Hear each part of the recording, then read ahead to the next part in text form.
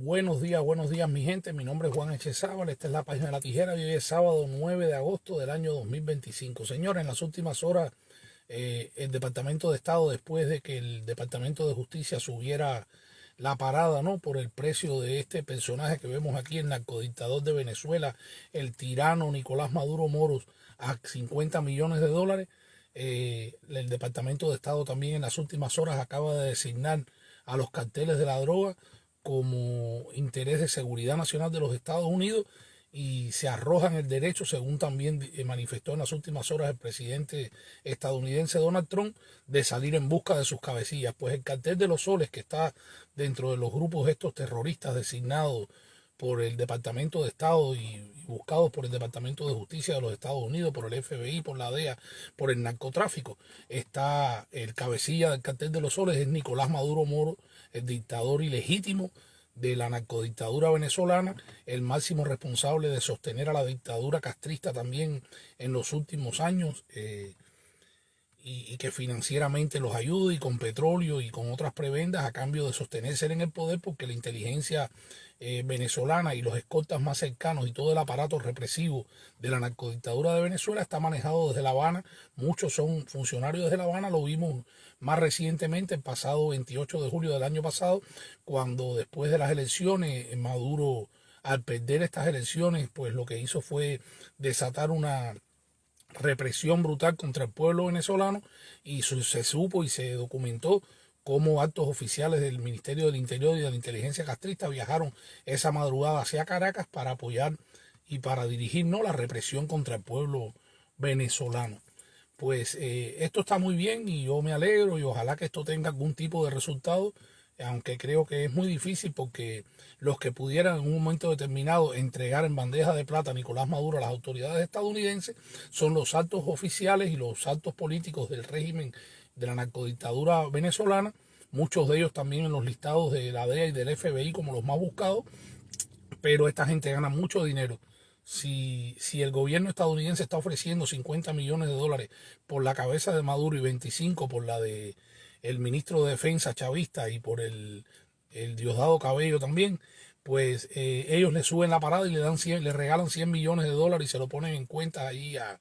los generales y a la alta cúpula. Lo mismo exactamente que sucede en Cuba. En Cuba los generales y los altos oficiales y las altas figuras de ese régimen opresor castrista no se le revelan a la cúpula dictatorial, porque simple y llanamente tienen prebendas muy por encima de la miseria y la desgracia que está viviendo el pueblo cubano. Un general en Cuba tiene casa propia, buena, una buena casa en un reparto privilegiado en la provincia donde viva, tiene carros de alta gama, sus hijos y sus nietos son dueños de mi pyme, muchos están estudiando en escuelas en el extranjero con becas pagadas por instituciones internacionales como la UNESCO o ONGs que trabajan con la dictadura castrista y le propician el dinero, ¿no?, y las facilidades para que los hijos y los nietos de los miembros de la cúpula dictatorial puedan ir a estudiar a esos países. Está el caso de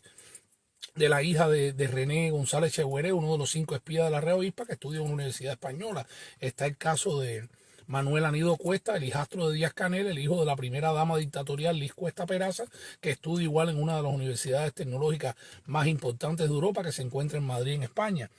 Y por ahí para allá pudiéramos seguir citando casos. Está el caso de Héctor Castro Santana, que es sobrino nieto de Fidel Castro y es uno de los testaferros de los intereses de los habanos y de las bebidas y de todo lo que exporta hacia Europa el régimen opresor castrista,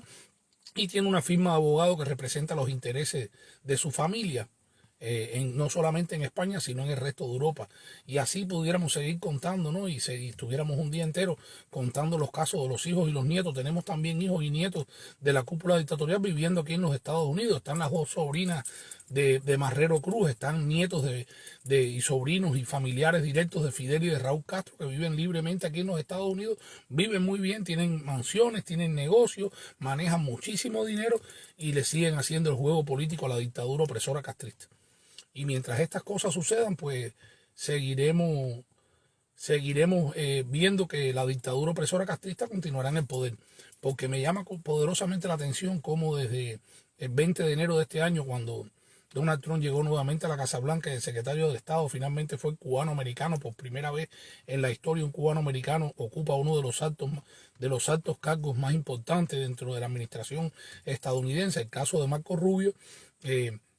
Pensamos muchísimos cubanos en el exilio de que iba a haber rápido, ¿no?, una cruzada rápido en contra del castrismo opresor que lo iba a poner en jaque para finalmente darle la estocada que necesita esa tiranía opresora y que salga de la vida y del escenario político, social y económico del pueblo cubano. Pero no ha sido así. Les puedo decir que he implementado una cosa que se llama el Plan Paso. Gracias a las 30 personas que están conectadas, compartan para poder seguir llegando a más personas y denme like, porque a la ciberclaria no le gustan este tipo de publicaciones, ¿no?, donde exponemos por las claras, ¿no?, al castrismo y a sus cómplices dentro y fuera de Cuba. Pues les decía que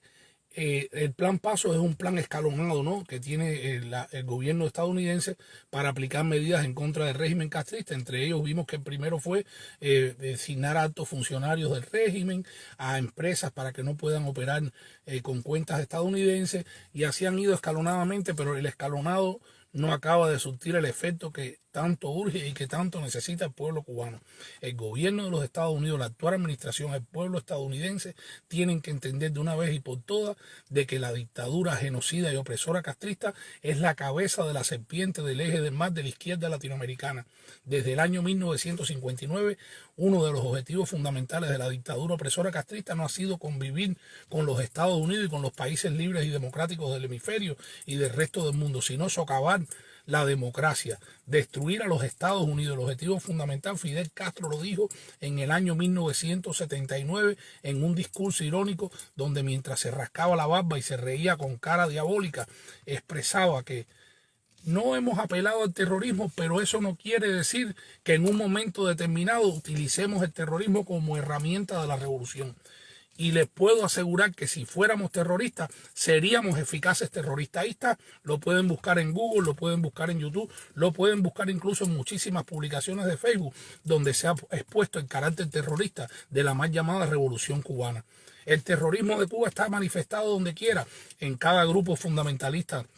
que ha sido entrenado en Cuba y que han cometido sabotaje y magnicidio en varios países del mundo, en los grupos de liberación nacional de toda Latinoamérica, desde Colombia con el EMLN y con la FARC, en Perú con el movimiento Tupamaro y los otros movimientos, en Chile con el Frente Patriótico Manuel Rodríguez, en Nicaragua con el Frente Sandinista de Liberación Nacional, el FMLN de El Salvador, y todo eso lo que ha dejado es una estela de desgracia y muerte. Son millones de víctimas latinoamericanas del eje del mal de la izquierda, la dictadura opresora castrista. El castrismo sí representa una amenaza latente para la seguridad nacional de los Estados Unidos y de los países libres del hemisferio. Y si Estados Unidos y la actual administración vieran con esos ojos la peligrosidad que representa el régimen castrista y todos los cómplices que han infiltrado en los últimos años en territorio estadounidense, que le hacen el juego a la dictadura, y no solo esos, los que están dormidos aquí, agentes de la inteligencia castrista,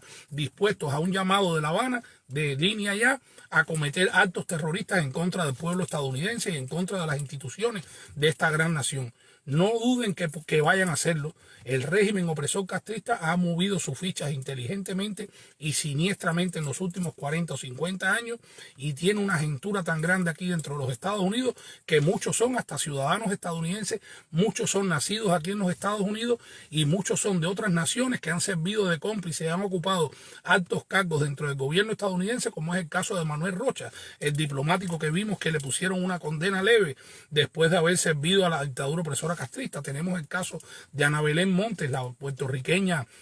que trabajaba, ocupó uno de los cargos más altos dentro del Pentágono y espiaba para la inteligencia castrista. Y los casos serían disímiles. Hay muchísimos escondidos, hay muchísimos en estos momentos que pudieran estar hasta infiltrados en el Departamento de Estado y en la mismísima administración Trump, porque la dictadura castrista no invierte un solo centavo para garantizar la salud, la alimentación, las mínimas condiciones de vida del pueblo cubano, pero sí gasta billones y billones de dólares que se los arrebata al pueblo de su bienestar para poder seguir sosteniendo alrededor del mundo su aparato de inteligencia a través de las embajadas, a través de los grupos de solidaridad, a través de las ONG, a través de las organizaciones internacionales como la ONU, la UNESCO, la FAO y demás, y la Organización Mundial de la Salud, cómplices todas de la dictadura opresora castrista y de los regímenes comunistas de este mundo.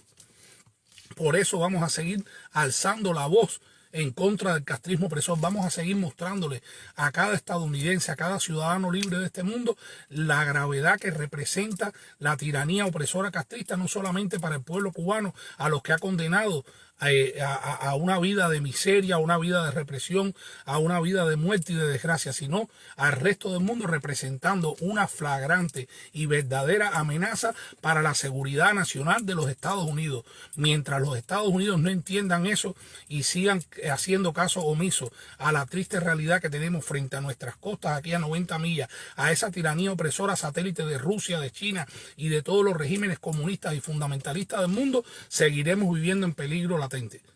El castrismo debería desaparecer ya, tan pronto como yo estoy haciendo esta directa. Los Estados Unidos, si actuaran con inteligencia, con sabiduría y con decisión, ahora mismo